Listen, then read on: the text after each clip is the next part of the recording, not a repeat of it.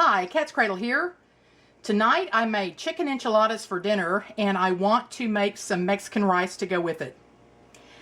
My Mexican rice isn't like most other Mexican rices I see on YouTube. I grew up in Southeast Texas and the rice I grew up eating in my favorite Mexican restaurant had no visible vegetables in it. So here's how I do it. I start with a couple of tablespoons of melted butter and then my rice goes in. I'll give you the recipe below, so don't worry about trying to capture that right now.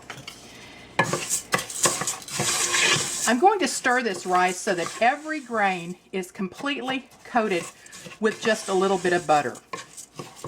And then I'm going to let it brown just slightly because that will create actually a nutty flavor to the rice. It will taste delicious. So when it starts taking on some color, I'll bring you back. You can see right now that it's already, all the rice is coated with a little bit of butter. I just need to get the pot up to heat.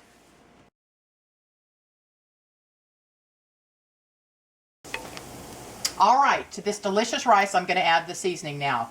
I've got chili powder, garlic powder, cumin, onion powder. That's going in. I want these all to bloom in the hot oil and rice. Then I've just got salt and pepper. All right, I'm going to stir these together. Let that all marry and let the spices toast up with the rice. Just for another minute. You want to be careful because you don't want to burn those spices.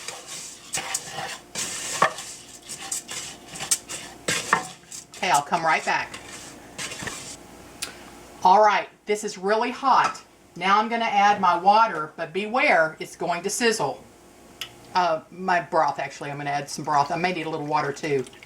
If I'm cooking 1.5 cups of rice, I need 3 cups of... Hear that?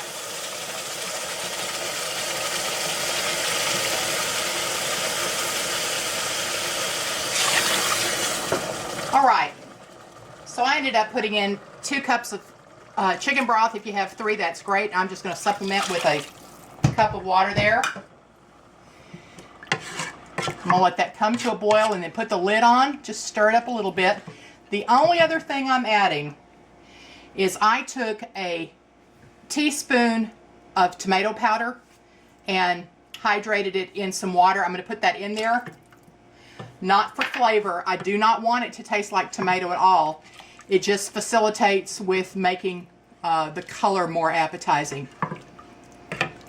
If you like the taste of, when I was young in school, they had us make, in home economics, had us make Spanish rice, and it was really just rice with a lot of tomato sauce on it, and I didn't care for it very much. I guess that's where I have got my aversion to putting vegetables in my Mexican rice.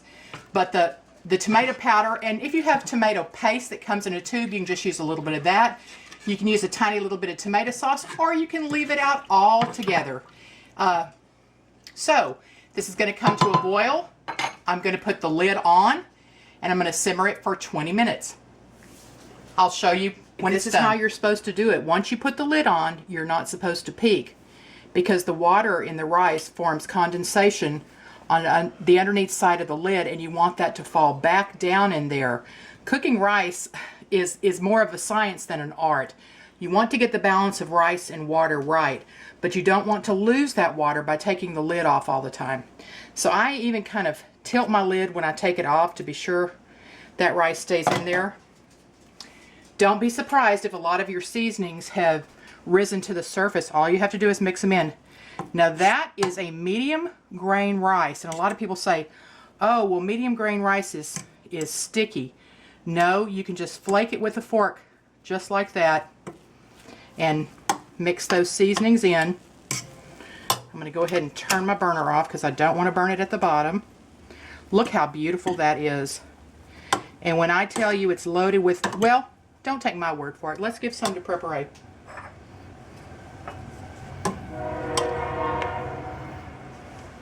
Now to me, that's what Mexican rice should look like. It should not be dependent on, you know, all the vegetables floating around in it. It should have just great seasoning and should taste the nuttiness of the rice.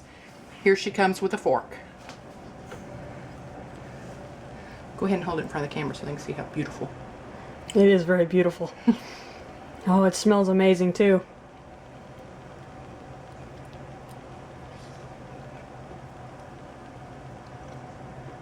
It's really hot. She's got to wait a minute. That's delicious.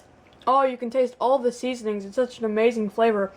And she is right. You do get a bit of a nuttiness to it from toasting the rice. It's fantastic. All right, don't knock it until you tried it. This is a great way to make Mexican rice that stands on its own. You have the delicious Mexican seasonings, and I don't know what to tell you. I just love it. It's what I grew up eating, and I hope you'll give it a try. It's very easy. If you're like me and store a lot of rice in your long-term storage, it pays to know how to season it up. Until next time, this is Katzcradul. And Prepare.